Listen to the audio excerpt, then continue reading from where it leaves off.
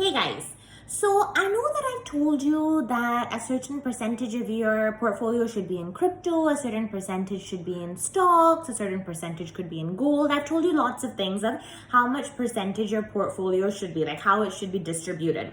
And I know that I do a lot of videos on crypto for you because I feel like you guys don't have much information on those things.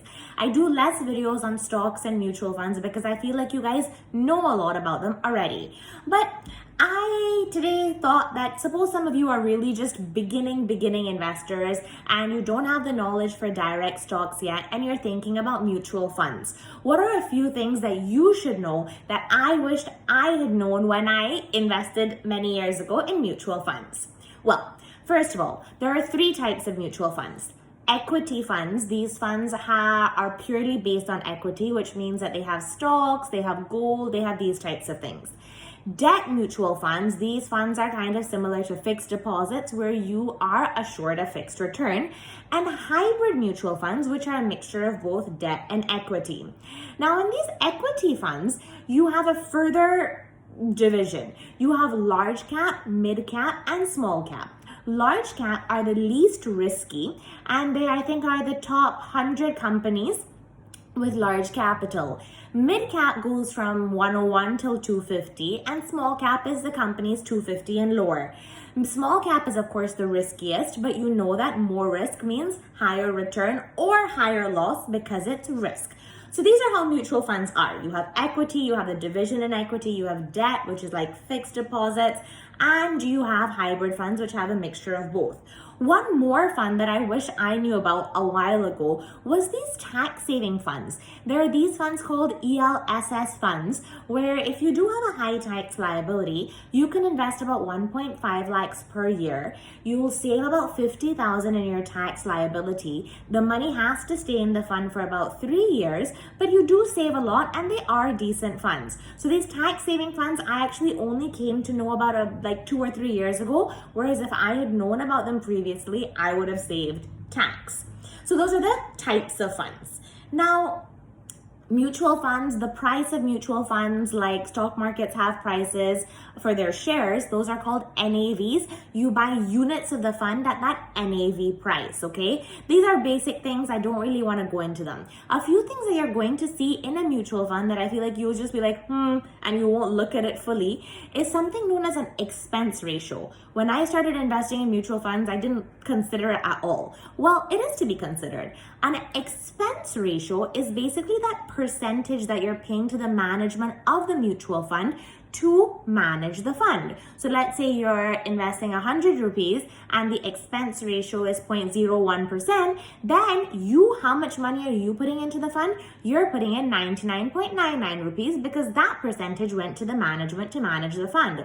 So the lower that expense ratio is, the better for you. Also, things like exit loads, I didn't know about them before I was investing. Exit loads are a percentage that you may have to pay when you want to sell your investment in the mutual fund.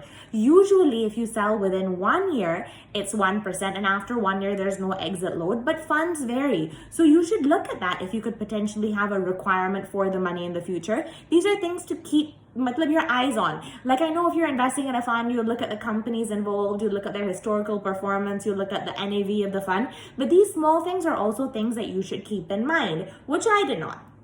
Another thing that I did not keep in mind was how are mutual funds taxed?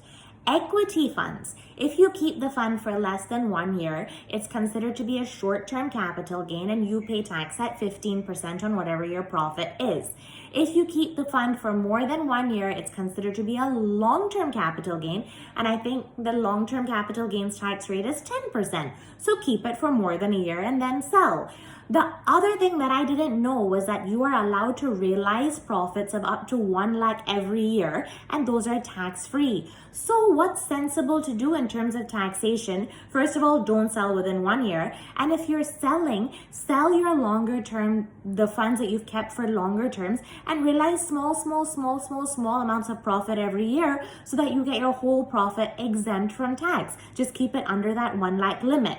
Now, this is how equity funds are taxed. How are debt funds taxed? Those, whatever profit you make is just added to your income and you pay income tax on it. So that's how the funds are taxed. Taxation about mutual funds, I did not know before I invested in them. I'm only learning now, so I'm sharing it with you. What else that I want to talk to you about? If you're super new and you don't know about companies and you don't know about stocks and you want to invest, a type of mutual fund that you could potentially invest in is called an index fund. Now, index funds basically move with like Sensex and move with the markets. So the market has gone up over 25 years. You do see like 15% every year. Of course, if you're looking over the 25-year span, these index funds are purely based on the market increasing. So you don't have to know about companies, you don't have to know about anything else about the mutual fund. It's a pretty safe bet for you initially if you know nothing and you're just trying to get into it. So this is for super beginners. This video is really for super beginners who don't know much. I wanted to explain to you the nitty-gritty things that you may see when you are investing that you will just blow off like I did because I didn't understand it, and what you can potentially invest in if you are just a beginner and you are now getting into the market. If you did like the video, please like and subscribe.